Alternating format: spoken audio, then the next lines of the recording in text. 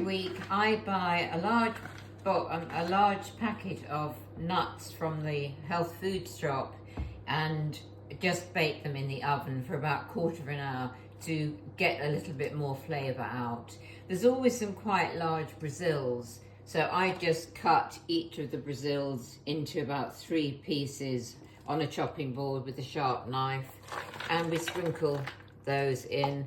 Sometimes the walnuts are a bit large. Just flick through with clean hands and break up any walnuts that you might find are big. Doesn't take a minute. And they're going in the oven at 190 for about a quarter of an hour. Don't roast them for any longer. They simply don't need it, and you lose some of the goodness the longer they're in the oven. The nuts have now been in the oven for a quarter of an hour at 180 and they're perfect. Obviously they've got to cool completely, and then I store them in a sterilised Kilner jar such as this one.